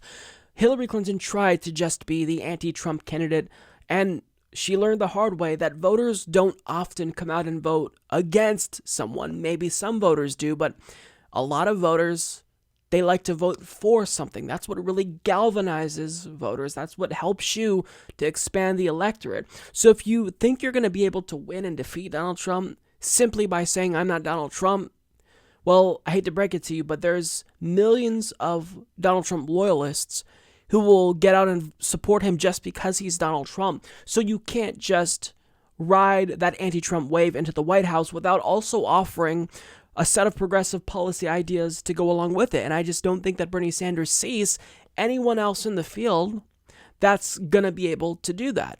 Now, again, not to keep name-dropping Elizabeth Warren, but she would have been the only other person who I think could have defeated Donald Trump. But I think she kind of proved to us all with the whole Native American DNA test thing that she doesn't have the first clue how to effectively take on Donald Trump, and she ended up making a fool of herself and actually pissing off native communities in the United States. So if she face planted before the election even began, how would she fare against Donald Trump? Could she beat him? I think she could, but she would take a heavy beating, and I just don't think she's equipped to fight Donald Trump as effectively as someone like Bernie Sanders. I want someone who's going to go up against Donald Trump who's actually going to be able to beat him, who's going to have the best chance of beating him. It's not Joe Biden, and I really don't think it's any corporate Democrat. It's got to be someone who's progressive, who will excite the base and get millennials out voting, and that person is Bernie, and I think that he sees it, and I think that he knows he's going to have to step up and run because nobody else is going to be able to do it, and nobody else has the progressive chops that Bernie Sanders has, or the name recognition, or the popularity at this point. So even though I do think he doesn't want to run, I think he ultimately will decide to run because what else do we have? You know, we don't have anyone who's as progressive as Bernie. Nobody can excite the base like Bernie, so it's going to be Bernie. It's got to be Bernie.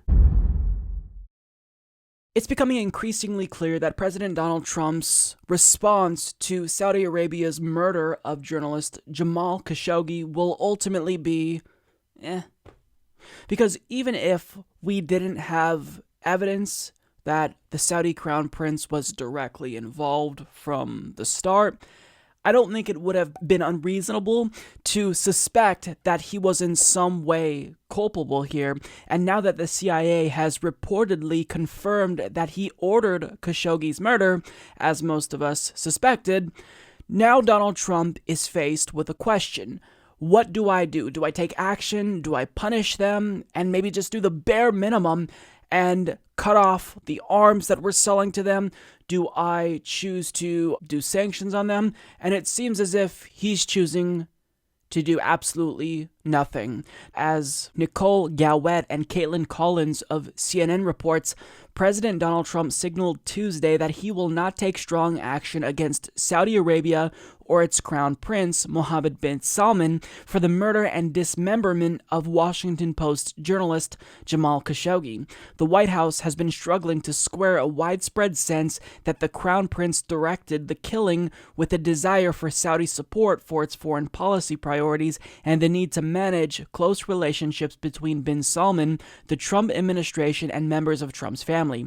In an exclamation mark-laden statement subtitled America First, Trump said on Tuesday that our intelligence agencies continue to assess all information, but it could very well be that the Crown Prince had knowledge of this tragic event. Maybe he did, and maybe he didn't. Speaking to the press later in the day, Trump cited the kingdom's influence over oil prices and said, if we abandon Saudi, it would be a terrible mistake. He also said that he was not going to destroy the economy of our country over Khashoggi by giving up arms deals to Saudi Arabia. And in addition to essentially admitting that he's not going to do anything, he took the time to go on Twitter and actually thank Saudi Arabia. I'm not kidding about this. Saying, quote, oil prices getting lower. Great. Like a big tax cut for America and the world. Enjoy. $54 was just $82. Thank you to Saudi Arabia, but let's go lower. So for an administration that hilariously at this point still tries to pretend as if they give a damn about human rights, what he's saying here is that we're not going to take any action, even the bare minimum. We're not going to do even that. We're not even going to stop giving Saudi Arabia bombs that they're using to bomb school buses in Yemen with. We're not even going to do that. They're going to be able to kill journalists with impunity, and that's that. Now, what message does this send to other dictatorial countries and authoritarian regimes that tend to do things like this? It says that if they commit similar atrocities, then Donald Trump will give them a pass if there's some type of economic relationship between the United States and their country. That's absolutely disturbing, and the international implications of this are downright devastating, right? It says that the United States government doesn't give a damn about human rights, and it was already an open secret that the United States doesn't care about human rights. All you have to do is look at what we're doing in Pakistan, Yemen, Somalia, Iraq, Afghanistan, Syria, and you'll see that we don't give a damn about human rights. but to still maintain that you care about human rights and to actually allow Saudi Arabia to get away with this and do absolutely nothing, it shows that you're drawing a line in the sand. You no longer are even going to pretend to care about human rights. Now, in typical Trumpian fashion, he randomly tweeted today in all caps, "America first," and Tulsi Gabbard immediately responded by pretty much obliterating him, saying, "Hey, real Donald Trump, being Saudi Arabia's bitch is not America first."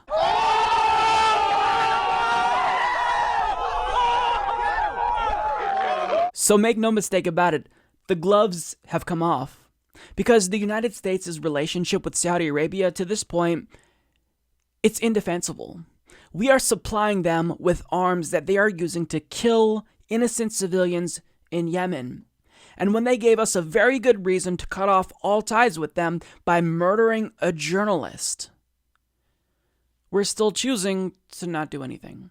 So to say that he's Saudi Arabia's bitch is pretty accurate. And I absolutely commend Tulsi Gabbard for calling him out like this. I have a feeling that she's going to be tone policed by pundits in the media who are going to say, oh, you can't call the president a bitch. This is so unbecoming of our democracy. And what about decorum? No, I think that what matters is taking a stand and taking action when we're doing the right thing. Words don't matter. Words don't mean shit in this situation because Donald Trump is showing that we can just sit idly by and allow Saudi Arabia to kill journalists, to commit murder. And when we have evidence that the Saudi crown prince is culpable here, is directly involved in this murder of a journalist, we're still not going to do anything. So if you're going to tone police Tulsi Gabbard about this, think about what really is more appalling here. Now, I'm not saying that the media is going to tone police her or, feign outrage, but it wouldn't surprise me. That's how bad our media is. Now, Donald Trump was also criticized by someone else who hit back pretty hard. So he decided to attack comedian Michelle Wolf for hurting his feelings at the last White House press correspondents' dinner, saying so-called comedian Michelle Wolf bombed so badly last year at the White House correspondents' dinner that this year, for the first time in decades, they will have an author instead of a comedian. Good first step in comeback of a dying evening and tradition. Maybe I will go? And she responded by saying, I bet you'd be on my side if I had killed a journalist. Damn. So he's absolutely getting torched for this, and it is well-deserved. Because if you're going to be the president of the United States, if you're going to claim to care about human rights, then you've got to at least put in an effort to maintain that facade. But, the mask is off. He's declaring to the world the United States officially does not care about human rights. We don't care about freedom of the press. And if one of our allies commits an atrocity and murders a journalist, we will do nothing because economic interests are more important. Oil is more important to us than a human life.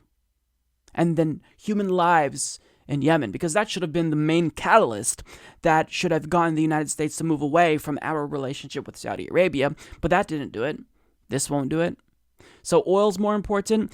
The profits of defense contractors and the defense industry is more important to Donald Trump, and this is what he's communicating to not only you, but the world, and it's absolutely morally reprehensible.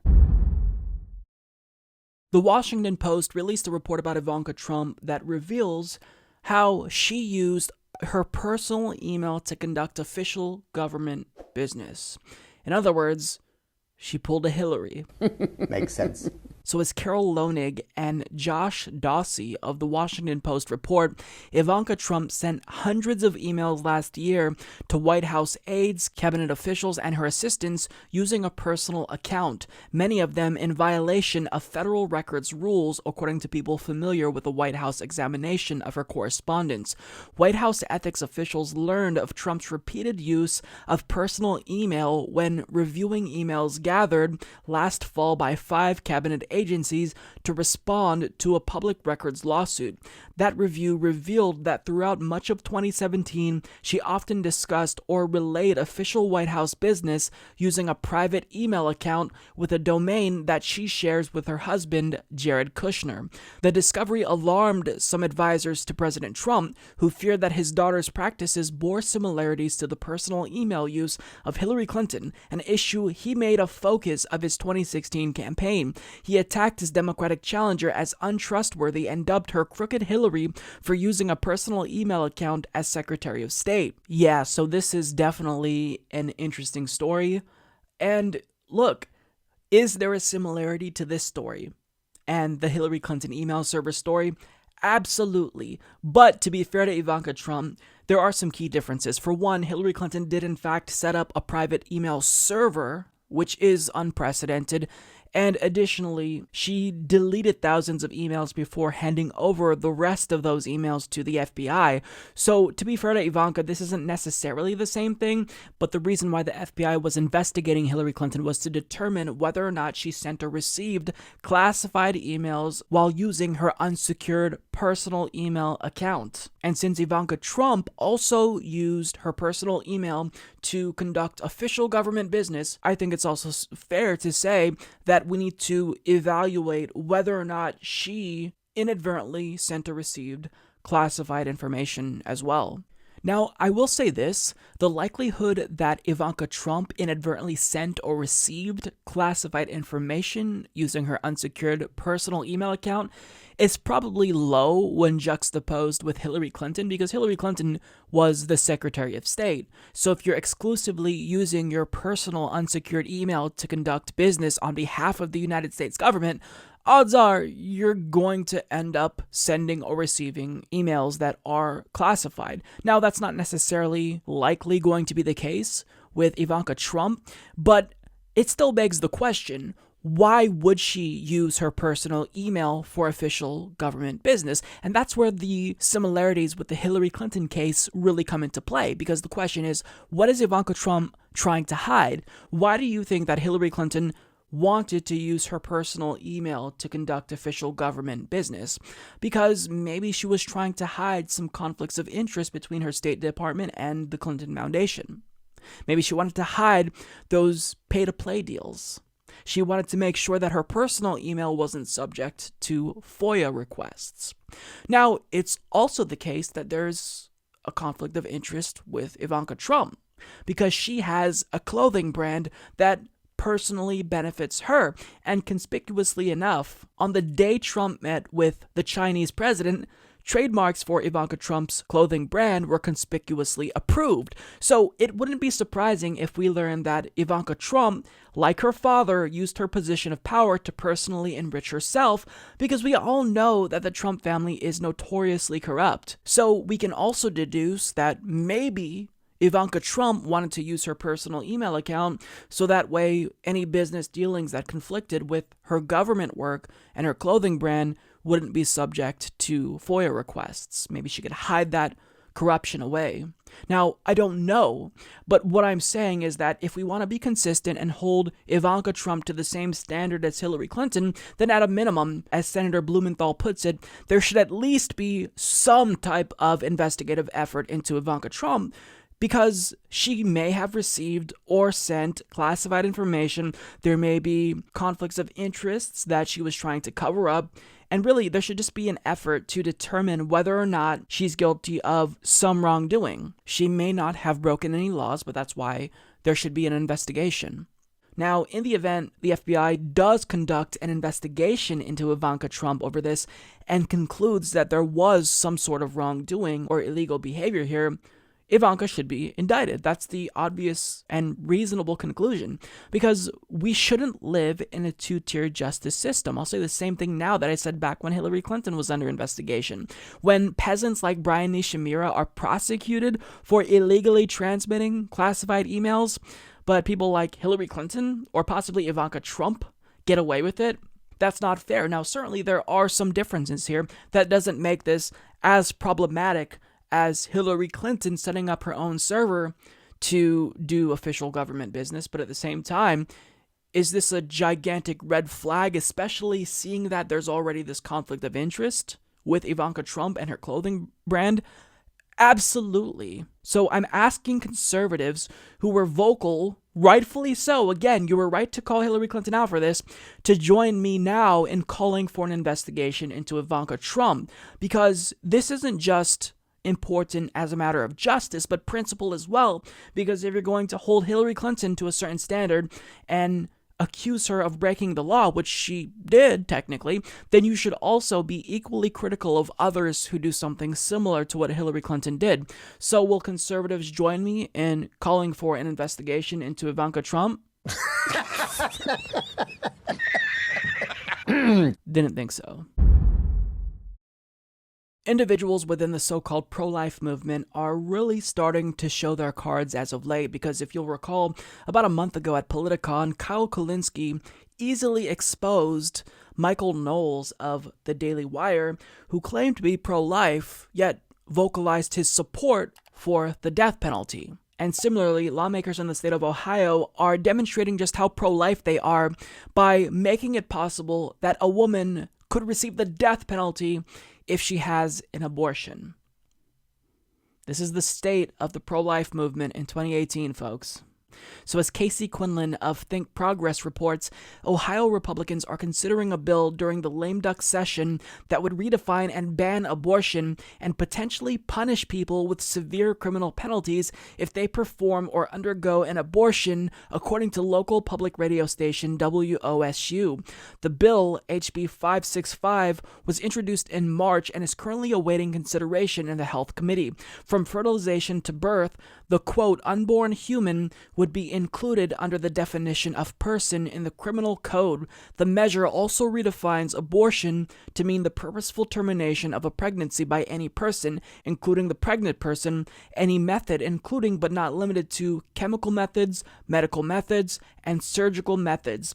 That definition does not include the unintentional termination of a pregnancy, but it's unclear how a pregnant person would prove intention should they and their physician's actions come under scrutiny. There are no exceptions for rape, incest, or danger to the life of the pregnant person. Under the Ohio bill, a pregnant person or abortion provider could be subject to criminal charges, including the charge of murder. They could face life in prison or the death penalty. The bill includes a provision that says the pregnant person can avoid these consequences in criminal or civil court if they are willing to be part of a hearing, provide information to investigators, or make a report. But this does not apply to healthcare providers performing abortions. According to WOSU, the bill is not expected to pass this year, but it is a sign of how far Republican Ohio lawmakers are willing to go in their support of anti-abortion policies. Ohio Governor John Kasich signed a 20-week abortion ban into law, but vetoed the heartbeat bill. Kasich has vowed to do the same again should this bill pass, but state lawmakers may have enough votes to overturn his veto. Yeah, so at this point they are becoming comically draconian. These are authoritarian level laws. These are not laws produced by egalitarian modern societies. These are laws produced by theocrats. And put simply, as Jill Filipovic states, they're so pro-life, they'll kill ya. So this is what lawmakers in Ohio are choosing to focus on. Rather than protecting people who are already born and living in their state and providing them with expanded access to healthcare and education and housing, they're choosing to make sure that every single fetus is born no matter what, or they might kill you for it. Rather than protecting lives that are already born, they're choosing to fight for the unborn and prioritize their lives. Now, listen, I get that after a certain week, once the fetus becomes viable, once it starts to develop a nervous system and it can feel pain, I think a lot of us feel very uncomfortable with an abortion in those instances. But that's not even controversial because most abortions occur long before that. And these so-called pro-lifers claim to care so much about life, but once the quote unborn human is born, they're going to deny that person dignity. They're going to deny that person civil rights and civil liberties. But so long as it's born, that's all that they care about. We are reaching levels of the Handmaid's Tale. I don't know if you guys are familiar with that show. It's a Hulu exclusive. And essentially, they're living in an authoritarian version of America where a right-wing theocratic extremist group overthrew the American government. And these are the types of laws that they produce, and hence them dressing up as handmaids. But that's essentially what these Ohio lawmakers want. So I don't have much to say. I just wanted to share this because I think the story demonstrates just how far to the right the Republican Party has shifted. They're so pro-life that they'll kill you. It's not about pro-life. It's about being against abortion. And if they really wanted to stop abortion, then what can they do to decrease the number of abortions? Well, they can expand access to contraception. They can actually support sex education that isn't abstinence only. But I mean, they don't want to do that. They want to have their cake and eat it too. So it's comical, right? This is a joke. And I hope this is defeated. It's obviously unconstitutional, but with this current Supreme Court, maybe they want to pass this bill so that way it does make its way to the Supreme Court, and maybe they'll have to reevaluate Roe v. Wade and strike it down now that there is a firm conservative majority on the court. I don't know, but it's a joke, and this is a demonstration of how extremist and fascist the Republican Party has become. Back when Ajit Pai was trying to convince us that a repeal of net neutrality was in our best interests, do you remember the main argument that he was using to justify his repeal of net neutrality? He claimed, and he repeated this over and over again, that net neutrality, Title II net neutrality, hurt broadband investment. Now, we all pushed back against that because behind closed doors, these internet service providers were assuring their shareholders that this wasn't going to hurt their bottom line, and also investment increased. So here's why I had to talk about this story. Ajit Pai's main reason for repealing net neutrality just blew up in his face in an unbelievable way, because since he decided to repeal net neutrality, guess what happened? Investment actually decreased. Congratulations, you played yourself. So as Carl Bode of Tech Dirt reports, you'll recall that one of the top reasons for killing popular net neutrality rules was that it had somehow killed broadband industry investment. Of course, a wide array of publicly available data easily disproves this claim, but that didn't stop FCC boss Ajit Pai and ISPs from repeating it, and in some cases lying before Congress about it anyway. We were told more times than we could count that with net neutrality dead, sector investment would spike. You'll be shocked to learn this purported boon in investment isn't happening. A few weeks ago, Verizon made it clear its capex would be declining and the company's deployment would see no impact despite billions in tax cuts and regulatory favors by the Trump FCC. Trump's tax reform alone netted Verizon an estimated $3.5 billion to $4 billion. A recent FCC policy order purporting to speed up 5G wireless deployment, in part by eliminating local authority over negotiations with carriers, netted Verizon another $2 billion. And that's before you even get to the potential revenue boost thanks to the repeal of net neutrality and elimination of broadband privacy rules. Ironically, Verizon's dip in capex came right on the heels of the wireless industry and Ajit Pai in perfectly coordinated unison trying to claim that a capex rise in 2017 was directly due to the repeal of net neutrality. They ignored an important point. However, net neutrality wasn't even repealed until June of this year. If this endless roster of favors was to impact network investment, accelerate network deployment, and unleash a magical wave of innovation, that should all be happening right now. And yet, the opposite is happening. And of course, it's not just Verizon, AT&T, and Sprint here are also reducing overall capex. Sprint, Verizon, and AT&T have all reduced their overall capex numbers for 2018. The operators cite a variety of reasons, from timing issues to more efficient network technologies. But the the ultimate result is the same. Where there was once excitement, now there's a decided sense of pragmatism. Now, there's a number of different reasons for this, including some cost savings in moving from legacy hardware to more efficient virtualization technologies. But again, a decline is not what was promised ahead of the sales pitch for the tax cuts and the attack on net neutrality.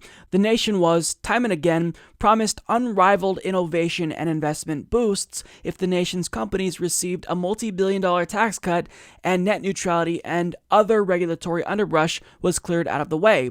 That didn't happen. Instead of investing all these tax breaks, perks, and savings back into the network, they were pocketed by investors and executives, which, for anybody with half a functional brainstem, was the entire point of having a former Verizon lawyer running the FCC in the first place. This is a long-standing trend in telecom.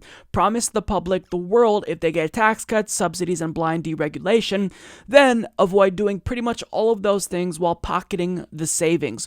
Perhaps someday America will actually learn some kind of lesson from the experience. The main reason why Ajit Pai cited the need to repeal net neutrality was because it was hurting investment, and he repeals net neutrality, and then unfortunately for him, investment declines. Now, is the decline in investment a direct result of the repeal of net neutrality?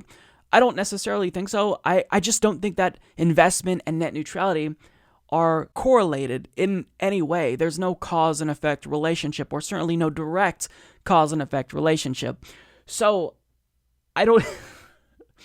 This is really a bad look for Ajit Pai, and I feel as if this is such a big story, perhaps the biggest story since the repeal of net neutrality itself, that every single media outlet should be talking about this, because this is gigantic news. The logical conclusion, if we lived in a democracy, would be, okay, we tried it your way. We tried this experiment where we go without net neutrality, and not only did investment decrease, but it's already the case that just months after the net neutrality repeal, there are reports of ISPs throttling certain websites, namely their competitors.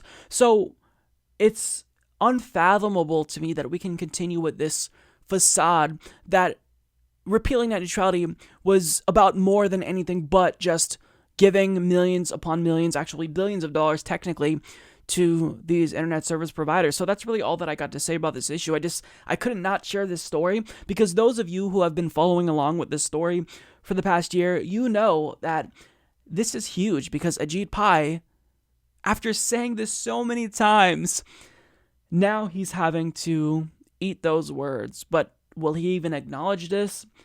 Absolutely not. He's not going to acknowledge this. He's going to pretend like everything is peachy keen and that his repeal of net neutrality is working out as planned, because in actuality it is. It's doing exactly what he wanted. Now, he may not have explained to you why he was personally in favor of repealing net neutrality, but we all know deep down that as a former and possibly future Verizon employee, he was doing this so that way Verizon can get billions and billions of dollars. And Ajit Pai has delivered in a way that perhaps no other FCC chair in recent history has been able to, in terms of giving the industry money. I mean, think about how insane that is. He's supposed to be regulating the industry, but his policies are resulting in billions of dollars for Verizon. In terms of consumers and protecting us, we get none of that with Ajit Pai as FCC. So this should be a scandal, and if we lived in an actual democracy and not an oligarchy, there would be impeachment proceedings for Ajit Pai immediately. But unfortunately, that's not going to happen, and I think that this story is largely going to be ignored by not just the mainstream media, but people in Congress. But it shouldn't be, because this is a huge story.